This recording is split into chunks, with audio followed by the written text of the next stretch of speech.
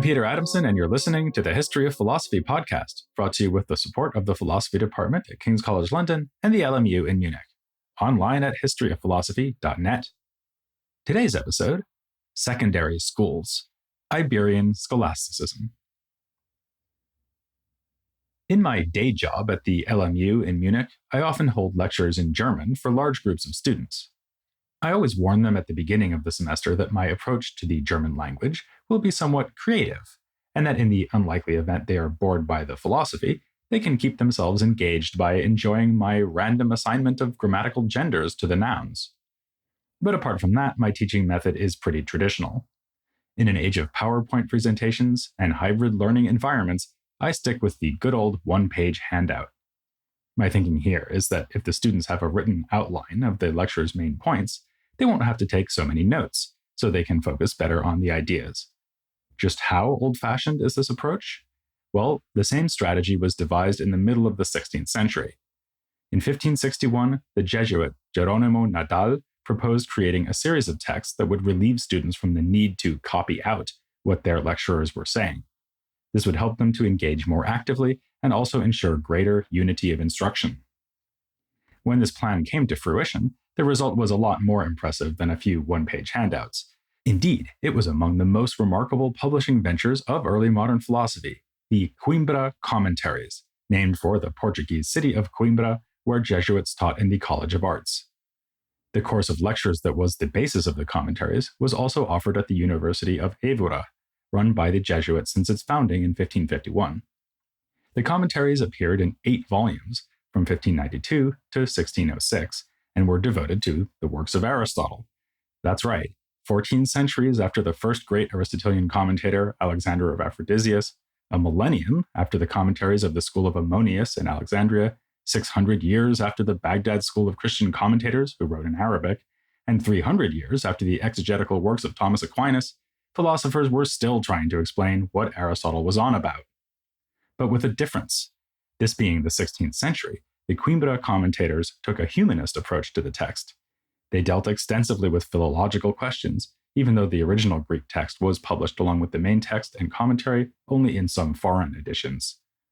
It doesn't sound like a project that would produce bestsellers, but the commentaries would come out in more than 100 editions and have great resonance in the history of philosophy. To give just one particularly eyebrow-raising, or perhaps beard-stroking example, Karl Marx consulted them when he was working on his doctoral dissertation.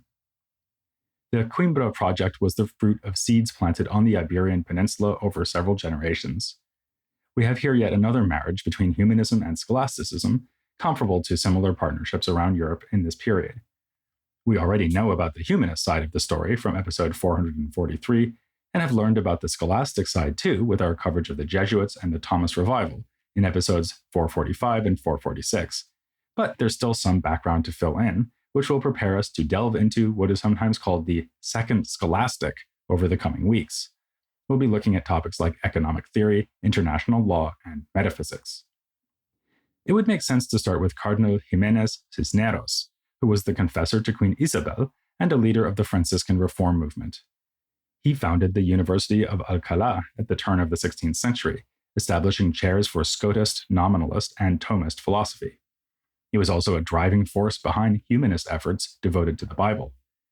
With its combination of scholasticism and humanism, Alcalá was an important intellectual center. Ignatius of Loyola studied there, as did such scholastic thinkers as Domingo de Soto and Gabriel Vázquez. On the teaching staff over the coming generations were impressive names like Domingo Bañez and Francisco Suárez. But an even more important city for our story is Salamanca. As I mentioned in the episode on Thomism, the university there was home to the Dominican theologian Francisco de Vitoria. Having himself studied in Paris, learning about Aquinas at the feet of Peter Crocat, Vitoria returned to Spain. There he became the founding father of a group we call the School of Salamanca, which is celebrated especially for its contributions to legal and political theory. This group also included De Soto, Melchor Cano, and Luis de Molina, who studied in Salamanca and then taught at Coimbra and Évora. As we'll be seeing, the intellectual achievements of this group were not inconsiderable, but they'd be worth mentioning just for the role they played in the formation of Francisco Suárez. Originally from Granada, Suarez was another Jesuit who studied law and theology at Salamanca. He taught at various cities in Spain, including Alcalá and Salamanca, before being called to the Jesuit college in Rome and then returning to Salamanca. Finally, he moved to Coimbra, where he taught from 1597 until his retirement in 1613. I apologize for the welter of Iberian scholastics with similar names, teaching at more or less the same cities, but if you remember only one of them, it should be Suarez, who has been hailed both as a culminating figure of scholastic philosophy and as anticipating features of early modern philosophy. We'll have a lot to say about him over the coming episodes. Suarez's itinerary, moving back and forth between Spain, Italy, and Portugal, exemplifies a broader pattern. Just as Vitoria had imported the scholastic agenda of Paris to Salamanca, the scholastic agenda of Salamanca was exported across Europe and beyond. Since Jesuits were so involved in the Portuguese colonial project, their ideas found their way to Asia. I mentioned a while back that Matteo Ricci studied in Coimbra before his exploits in China, and there were efforts to translate the Coimbra commentaries and Suarez's writings on metaphysics into Chinese. Students from Salamanca were also active in the Spanish Empire. Domingo de Salazar, who studied with Vitoria, de Soto, and Cano, traveled to Mexico and became the first bishop of Manila in the Philippines. A close colleague of Vitoria's, Alonso de la Vera Cruz, went to Mexico with 60 crates of books and scientific instruments. And then there was Antonio Rubio, a Jesuit who spent time in Mexico, and after his return to Spain in 1599, published a textbook called Logica Mexicana. As a recent book on the global impact of Salamanca remarks, the city was a hub of knowledge that continuously absorbed knowledge from other areas and integrated it into its own discussions and deliberations, thus adding to the transformation of knowledge. Closer to home, the ambitious undertakings at Coimbra also showed the impact of Salamanca.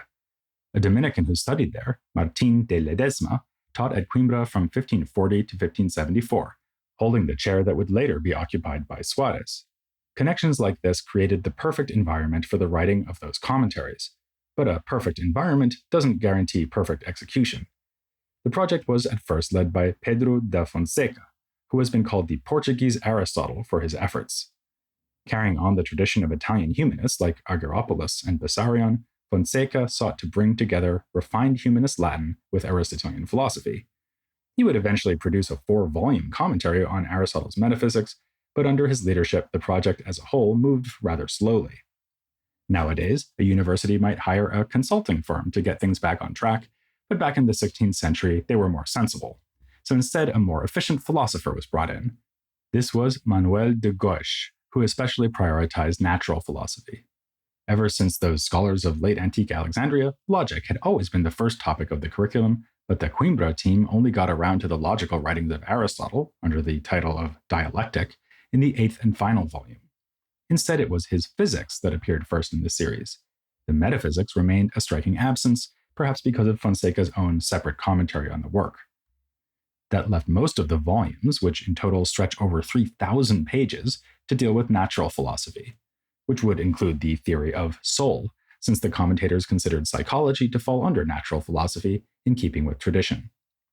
The volume devoted to Aristotle's On the Soul was supplemented by a freestanding treatise showing on Aristotelian grounds that the soul can survive without the body, by now a doctrine explicitly endorsed by the Church. But with that exception, the Coimbra commentaries focused heavily on the physical aspects of natural philosophy. This might have something to do with the wider context. The University of Coimbra also had a medical faculty, and some of the students taking philosophy there would have been working towards a degree in medicine. Their interest could explain why the commentators do things like adding a discussion of the anatomy of the eye, based on Vesalius, when they're talking about Aristotle's remarks on the power of sight, even though Aristotle himself has almost nothing to say about the visual organ. A study devoted to these medical aspects of the commentaries concludes that, in Jesuit commentaries, the aim was not just to interpret Aristotle's work, but also to set down a coordinate system for discussions that were of no immediate use for the understanding of the ancient source, but catered to specific, systematic, or encyclopedic concerns. Which is not to say that religious motivations played no role. Explaining the importance of logic, Fonseca remarked that training in dialectic could help people to avoid falling in with the Lutherans, whom he called the heretics of our time. These Iberian schoolmen did not consider themselves to be professional scholars of Aristotelian thought. They studied, taught, and wrote about theology, which is why their greatest authority was the theologian Aquinas, and not, say, the arts master John Buridan, who made great show of restricting himself to logic and natural philosophy. Capturing the counter-Reformation agenda nicely, de Soto drew a close connection between contempt for scholastic method and the swarm of heretical errors. Notwithstanding the influence of humanist techniques in Iberian scholasticism, he also associated knowledge of languages with these two threats, alluding to the destabilizing effects of biblical philology practiced by Erasmus and his imitators. Likewise, Báñez insisted on the reliability of the received Latin translation of the Bible, saying that the supposedly original Hebrew and Greek texts of the Old and New Testament had in fact been subject to extensive corruption over the ages. Given the vagaries of textual transmission, Christians would do better to place their trust in church authority than in the study of classical languages. So, just as with Aquinas, Scotus, or Occam, it would be a distortion to present Vitoria or Suarez as if they were secular-minded philosophers. Yet they did write extensively on what we might call purely philosophical topics. As I say, we'll be looking at several of these in depth soon, but I want to go through some interrelated issues now, just to give you a flavor. Let's first look at how they handled that central debate of medieval scholasticism, the problem of universals. It's been a while since we talked about this, so here's a quick recap. The challenge is to explain what accounts for the similarity of things of the same type, or things that share a common feature. Take, for example, the handouts that I distribute each week to my students. Each of them is printed on white paper. Is there just one thing, whiteness, that is present in every handout? It may seem so, given that it would be natural to say all the handouts are the same color. On the other hand, it's hard to see how just one whiteness could be in all the handouts, since it would have to be in more than one place at a time. Those who say yes to this question count as realists, because they think that the universal white, or whiteness, is something real out in the world, which is somehow found in many things. Of the medieval thinkers who took up this issue, Scotus was the one most known for adopting a realist position, though his realism was of a characteristically nuanced kind. You can go back to episode 263 to hear the whole story. Those who, like Occam and Buridan, said no and denied reality to universals are often called nominalists, since they suggested that the universal is just a name and that everything out in the real world is a particular. In other words, what really exists is this handout, that other handout, and so on, and we use the word white for all of them just to register that they look like each other. Alternatively, one could say that universals are mere concepts in the mind. For scholastic thinkers, a chief disadvantage of these positions was Aristotle's insistence that knowledge is universal in scope. A color scientist doesn't know about this white thing or that white thing, but grasps universal truths about whiteness in general. That was a lot easier to explain for realists, since they could say that scientific knowledge targets a universal or common nature that is part of reality. Nominalists and conceptualists, by contrast, were in the awkward position of having to explain why science is universal in character, even though reality isn't. What's wanted here, then, is a theory that makes whiteness and other universals real enough to be objects of knowledge without being so real that they violate our intuition that everything out in the world is an individual. This is exactly what Suarez aimed to provide. In so doing, he was reacting to other scholastic thinkers, from Aquinas and Scotus right down to more recent schoolmen from Iberia. To make things relatively simple, let's just contrast him to his fellow Coimbra professor, Pedro da Fonseca. Fonseca had the idea of applying Aristotle's famous distinction between potentiality and actuality to the problem of universals. There would be a common whiteness that does not exist fully until it is realized in individual white things, like my handouts. At this stage, it would be merely potential. Then it would become actual as the particular whiteness in a particular white thing. Clever, right? Not according to Suarez. Though he's too polite to mention Fonseca by name, he targets this theory for refutation, insisting that there can be no unity prior to the unity of particulars. He thus accepts the anti-realist view that everything in reality is individual. Nonetheless, we can identify what he calls formal unity between, say, the whiteness in this handout and in that handout. The common whiteness, the one that is formally identical in all the handouts, is nothing but the individual cases of whiteness when they are considered by our reason as being one and the same. This may just sound like a conceptualist solution, the universal or common nature is simply in the mind. But Suarez emphasizes that our minds are, as it were, really onto something when they classify all the cases of whiteness as having formal unity. The handouts are really similar to one another, which gives us a real basis for the judgment that they share something in common. This account of universal or common features allows Suarez to solve to his own satisfaction another long-standing difficulty in scholasticism, the problem of individuation. Here, we are asking not what accounts for the same whiteness being present in all the handouts, but what accounts for the difference between one handout and another. If I bring a stack of 100 handouts to a class, then there are 100 very similar individual pieces of paper in the stack, so similar that you wouldn't be able to tell them apart until the students scribble down further notes on them. Something must explain why we have 100 different things here, despite their similarity or formal unity. A study of this question in later scholasticism praises Suarez in the following terms. His philosophical effort in the area of individuation can be seen only as far superior to anything accomplished before him, and it is not clear that we can find subsequent writers who have surpassed it.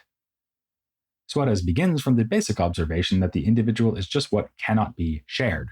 It is, as he says, incommunicable, like this human, as opposed to just human. If there are other things of the same type, like other handouts that have the same white color, then the individual is distinct from them. But a unique thing, like the sun or moon, can also be an individual, even though it isn't distinct from anything else of the same kind. Now comes the key insight. As we just saw when talking about the problem of universals, individuality is prior to formal unity, to universal or common features. In other words, it's not like we begin with whiteness in general and then have to divide it up and get it into 100 different handouts. Rather, we'd start with 100 different handouts and then notice that each of them is white. Some nominalists, like Occam, thought it was just a brute, unexplained fact that each handout is an individual. Suarez, though, says that each handout is a combination of an individual form and the individual matter it is made of. The matter and form, though, have nothing further that individuates them. And in the case of something that has no matter, like an angel, the thing is just an individual in its own right, without any further explanation. This is indeed a persuasive response to our problem, if one can call it a response. In a sense, it just comes down to denying that there was any problem after all, because metaphysics must start from individuals, rather than starting with something else and trying to explain where individuals might come from. But that leads to another difficulty. According to long-accepted Aristotelian doctrine, the human mind does not grasp particulars. Rather, it works only with universal concepts, which we abstract from our experiences of particulars. To engage with particulars in the first place, we need to use lower powers of the soul, like sensation, imagination, and memory. A major development in Iberian scholasticism, though, is to deny this doctrine, despite the fact that it was endorsed by that leading authority, Thomas Aquinas. A number of thinkers of the time, especially amongst the Jesuits, said that the mind can directly grasp individual things, just like the senses can. Examples include Francisco of Toledo, Juan Maldonado, and of course, Suarez. As we've seen, the intellect does also notice the similarity between particulars, thereby grasping their formal unity, but since that unity is nothing other than the individual unity of the particular things considered from a different angle, it makes perfect sense that the mind must also be grasping particulars. Of course, Suarez insists that he has Aristotle on his side here. When Aristotle states that the mind grasps universals, he must just mean that the mind grasps both particulars and universals, whereas sensation can grasp only particulars. But it is still a decisive move away from the Aristotelian tradition as it came down to the thinkers of the Second Scholastic. With this, we've only scratched the surface of scholasticism in 16th century Spain and Portugal. In fact, there's a lot more to say just about their views on the human soul and how it interacts with the world. So next time, we'll be talking to Ana Tropia, who is an expert on that particular topic, here on the History of Philosophy Without Any Gaps.